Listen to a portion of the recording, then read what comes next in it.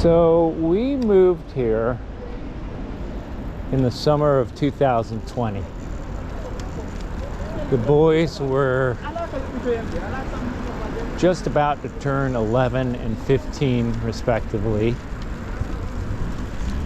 We had previously come out on a scouting trip and checked out some schools in different locations, and based on what our understandings were at the time, I'll check that out. That's the Telerifique. Anyway, we figured that Grenoble had the best school situation for our children of the places that we checked out, which were Annecy respectively and Lyon, small town called, oh my gosh, I've forgotten now the name of the small town, and then Grenoble. Ernie at the time had quite a network of friends and even a girlfriend in La Mesa, small suburb of San Diego where we lived. Lynn, at a younger age, not so much, wasn't as connected. They were both initially upset by the news that we were going to move here, at least for a time. Anyway, Lynn was pretty easy to buy off. Just promised him a cell phone, smartphone. That was the end of the tears for him. Ernie was also, you know, he went with the flow and was very helpful with the move. Anyways, we had previously done a scouting trip, and after looking several places, Lyon, Annecy, and another town whose name escapes me for the moment, we decided the best school situation seemed to be in Grenoble. Anyway, there was a school here called the Site Scolaire International, which, as the name implies, had a sort of an international curriculum. And then there was embedded in that school a private program called the American School of Grenoble, which followed an American high school curriculum and taught mainly in English. In contrast, the Site Scolaire International taught primarily in French, but had a heavy emphasis in whatever other language you chose, which in our case was English.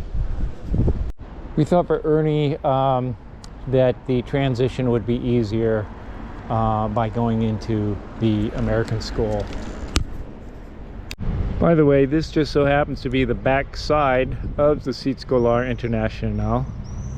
As you can tell, it's very modern, and the back side it looks pretty industrial because it's the railroad tracks just before they enter Grenoble's main railroad station. Anyway, France loves modern architecture. Maybe it's a reaction to all the beautiful old buildings they have, but everything new built is ultra modern, ultra minimalist, and more on that in another video. Anyway, Ernie had quite a tough adjustment at the beginning, Lynn, in contrast, not so much. He made a friend, a good friend right off the bat, English-speaking friend, and they've been best buds ever since. Ernie seemed to, for a guy that had so many friends back in California, he seemed to just kind of withdraw in himself, and just didn't make any effort at making new friends. Guy kind of went on friend strike. So to make matters worse, he wasn't learning French. They did teach French in the American school, but in a very classroom environment, and there wasn't any particular need to utilize the language. So after a year at the American school, we pulled him out of that school and put him in a French public school with a French public high school with a kind of an immersion program and a quick catch-up program for immigrant children. We also learned, I guess it was a culture shock, the French school system is very different than the American school system.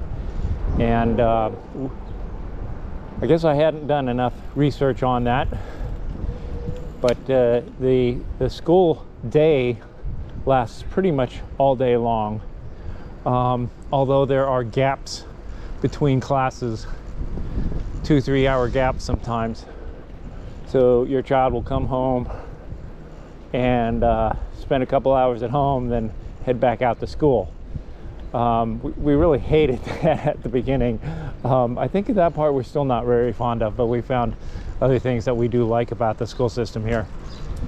Anyway, the other thing that's very different from American schools is none of the sports or activities sort of, are conducted through the school. Everything is through clubs that are independent of the school. And then trying to find time for your child to participate in those is difficult, and often involves them. Like Ernie's on track, on a track team and with a track club, and he heads out there at 6 p.m. doesn't come home until 8 p.m. doesn't leave a lot of time for for homework or eating meals, although he does have those spaces in between his classes to do that. Here's some of that modern architecture I was talking about. Anyway, actually this I don't mind so much, and my philosophy really is more about what does the building do at the street level. Does it add life to the street, or is it just a place to park your car at the street level? So anyway, getting back to that looks like it's a new build, maybe? Looks like it's still under construction. Okay, getting off on a tangent. So, the other culture shock regarding schools was that, well, you hear a lot about the teachers being kind of old school. I don't know that I've experienced that necessarily, but you hear that's fairly a common complaint. Old school disciplinarians. It's kind of a common complaint by American families that have moved here.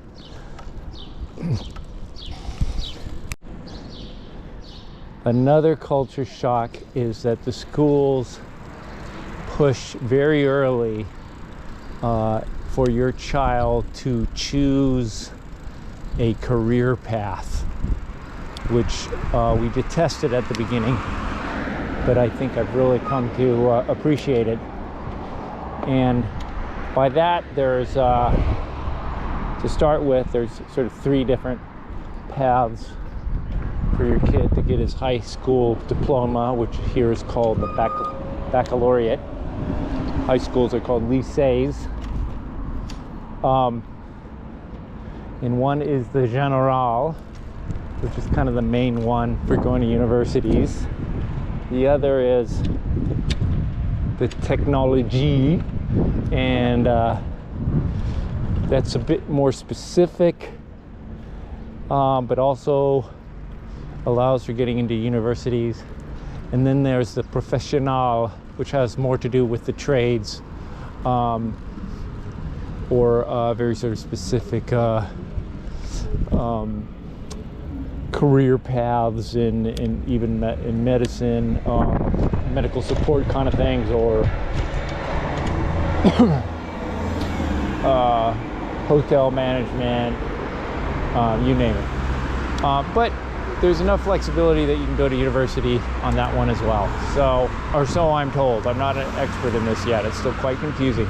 Anyway, under those subcategories, there's further, I should say, under those categories, there's further subcategories.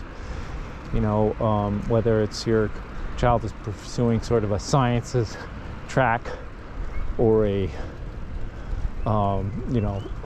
legal and law and sociology, or what have you. Anyway, I'm starting to get into the realm of of my lack of knowledge.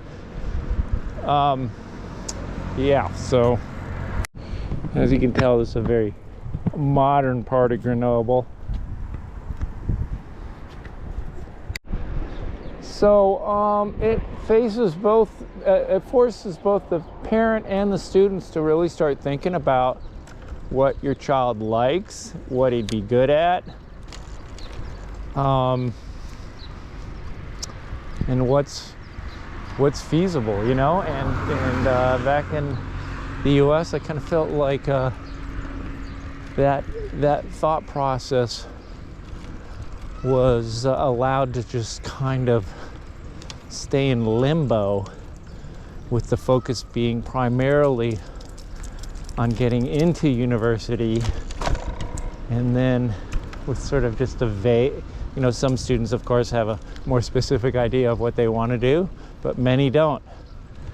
So, and we don't force them to really deal with that in the US, which I thought was okay, but now I'm kind of liking the idea of pushing the child to kind of consider those options, consider their future life.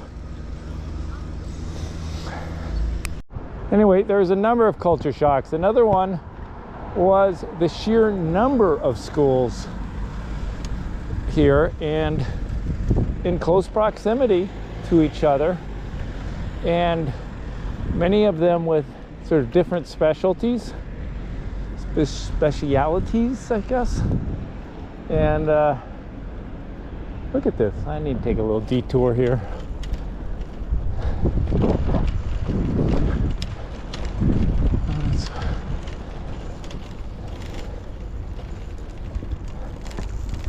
Anyway, so yeah, there's a school in a city like Grenoble. There seems to be a school on every street corner, ranging from, you know, preschool all the way up through high school. And then in addition to the extensive public school system, there are what they call private schools, but they are, to my understanding, subsidized by the government as well, and the tuitions are, like, by US standards, ridiculously inexpensive. Typically it's about $1,500 a year to send your kid to a private school. At least that's the case in Grenoble. We've looked at a number of them, and they all come in around $1,500 for the year. Another culture shock with respect to schools is that many, if not most, of the high schools, and I think actually applies to middle schools as well, have a boarding component. You don't have to send your kid to boarding school, but you can. And we are considering that for Ernie for a couple of reasons. I'll talk about that a little bit later on. So this is the front of the Site Scolaire Internationale, or they just call it Aéropole, which is the neighborhood around here. The one that both boys attended when they arrived, and now just Lynn does. One of the things you'll notice about French schools, at least in the city, which is where my experience is limited to, is they're highly secure. So you can't go in or out of the campus without a card or permission. All the schools have sort of security offices right next to the gates, and yeah, they don't just let, there's just no way to just flow in and out of there. Our boys haven't particularly liked that. In fact, we had a German student do an exchange thing with us, and he thought the schools were, compared to German schools, were essentially, he called them a prison. And then when Lynn visited his family and went to his school for a week, he loved how open the German campuses were, or at least the campus that he went to. You can see though, the facilities are nice. got ping pong tables, a basketball court, and what else? So yeah, they're secure. They've got recreation, and I don't know, I lost my train of thought. Oh yeah, the reason it's so quiet is because it is a Sunday, so the schools are closed. Anyway, after the first year with Ernie at the American school, as I mentioned, we realized he wasn't going to learn any French there, and we felt that was important to for his future options. So we decided to switch him to a French school. Also, he wasn't very happy at school. I think that was somewhat of his own making. Well, okay, or our making and moving him here. So it's definitely tough for a teenager. Maybe not all, but I'm sure for a lot of teenagers, making a dramatic move just when they are sort of creating their social network and in a part of their life where they're very insecure, we can't say we were completely unaware of that risk, but we definitely experienced the reality of it.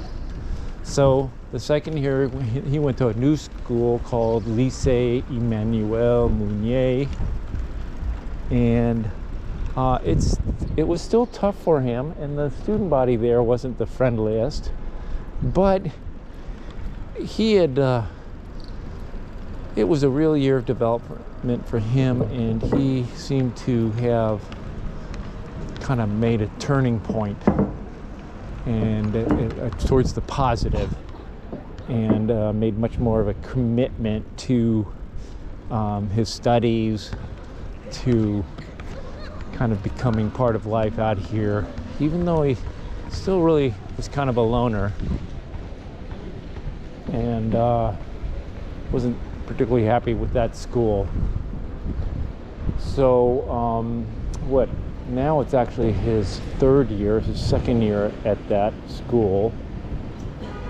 Oh, I should mention he also had to stay back a year because really that first year was just about learning French and being able to get to a point where he could, have a realistic chance in a French class. Now, going into what would be his junior year of high school back in the States, he is deciding that he wants to be possibly consider a sports career, particularly in something like coaching or some other sports related career, as well as continue to participate in sports. So one of the teachers at the school has found a school for him about 30 minutes away from here that specializes in that, and actually ends their academic classes at around 2 or 3, which is very unusual in France, common in the US. Anyway, it's not a certainty that he'll get accepted. Oh, I didn't mention. So she found a school for him. It's about half an hour away. It's not a certainty that he'll be accepted. We're hoping to send him there as a boarding student, with him coming home on the weekends. Our reason for that, our excitement for that, is that he'll be more fully immersed in French language, because he comes home to an English-speaking household every day, and I think that handicaps him in terms of his progression in speaking and thinking in French. So we're hoping for the best on that. He's got a number of recommendations to get into that school. Another interesting feature of the French school system is that in order to get your baccalaureate, your high school diploma, basically, you have to pass an exam, also called the bac. And by all reports, it's quite a difficult exam. And trying not to get run over here. And it's two parts. So the first part you take in your junior year, and the second part you take in your senior year, which here are called première and terminale. They kind of do the numbering in reverse order. So seconde is sophomore, première, seconde is second, première is first, that's your junior year, and terminale, the end, is your final year of high school, aka lycée. Another couple of huge misconceptions. We had actually read that homework was illegal in France. Au contraire, lots of homework. Although I wouldn't say there's more homework than in the US. And let me see, what else? We'd heard the lunches were fabulous. The school lunches, they are better than the US, but our kids still have complaints. And according to Lynn, last year's food contractor was horrible, but it's much improved this year. One of the cool things about the schools here is they do a lot of cultural outings and also just sort of outdoorsy outings. So a lot of field trips. I think the teachers are pretty high quality. Of course, it's not uniformly so. There's teachers that we like better than others for sure. Let me see what else. I'd say another difference is, at least in urban environments, the schools seem to be sort of more part of the urban fabric, part of the city. So, whereas in the US, they're those kind of self-contained campuses that not only does the kids' academic life sort of circulate around the school, but so does their sports life and their social life. Here, your child is just as likely to be friends with kids that are going to other schools. The schools are peppered throughout the city. I think it has a lot to do with it just being more sort of a densely populated urban landscape. But here the schools are really just dedicated to your child's academic and career preparation. In terms of participating in sports, social life, that all is going to happen more outside of school. We'll take a spin by Ernie's High School and then take a look at another school that's more of the traditional architecture.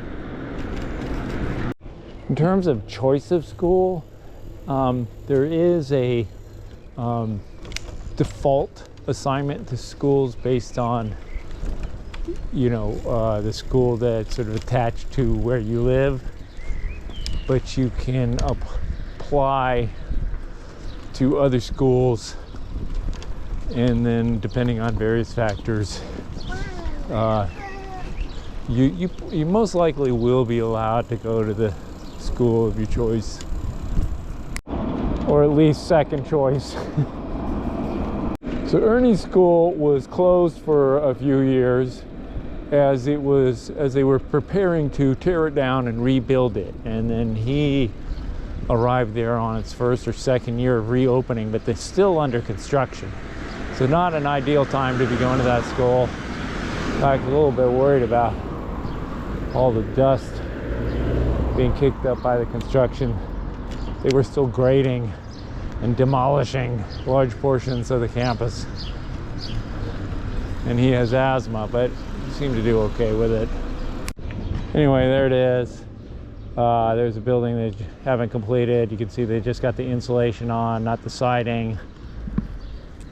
There's the As usual, high security entrance. You can see it's sort of past the main gate there. You have the turnstile type doors, iron doors.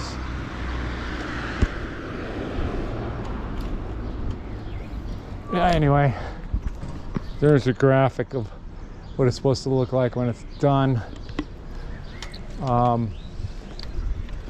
Again, very modern, very minimalistic. I think very kind of austere looking. I'm not a fan of the architecture. I guess when they get this front kind of trellis built, some of the landscape will soften its appearance. Yeah, that's what he's going to school in this year. So by the time next year, it'll probably be all done and nice, and he won't be there. Here's another lycée Champollion, I think it is pronounced. This is considered one of the city's, maybe the most prestigious lycée, or snooty lycée, depending on who you talk to, together with the Site Scolaire International. But I was really impressed by their facilities. They blended some modern stuff into this old building. We'll go around back and you can take a peek.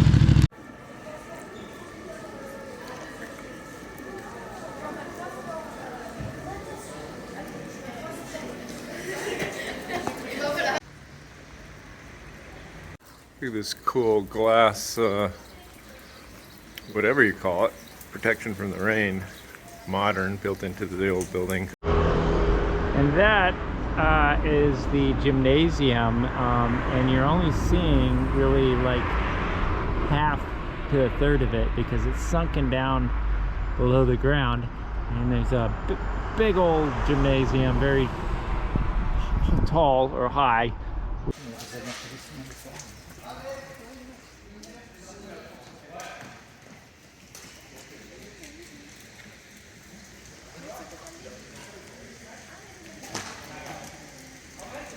Yeah, there's definitely not as big a divide between public school and private school here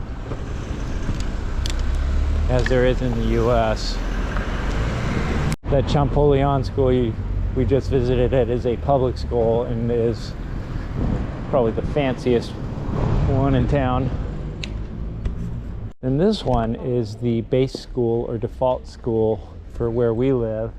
Also pretty well thought of, and it is the city's oldest school. I think it predates the French Revolution. In fact, I'm gonna look, I have a clip of their library, which is just phenomenal. Looks like a museum.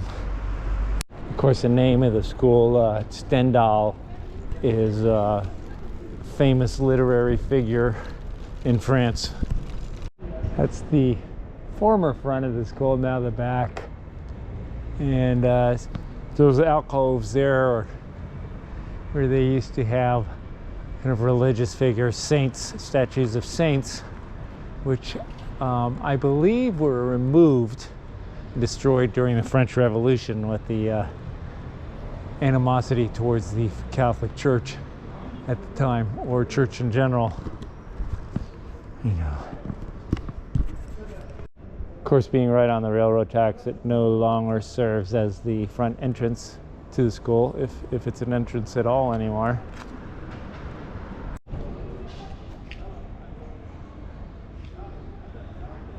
Here's a better view of it.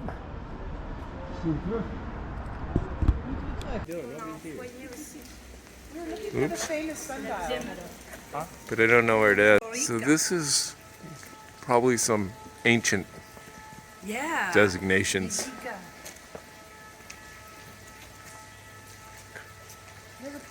So I'm guessing this is the original building, because there's a whole new modern side to it. Manitas. Under the Revolution, Henry Bale, the future Stendhal, I forgot what foot meant, installed this building. Pretty cool. Ovarta, don't know what that means.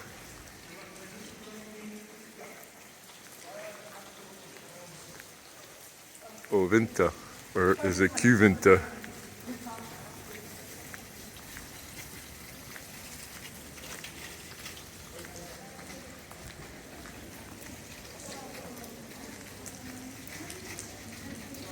Going to another cool, wow. This is the school library, I think.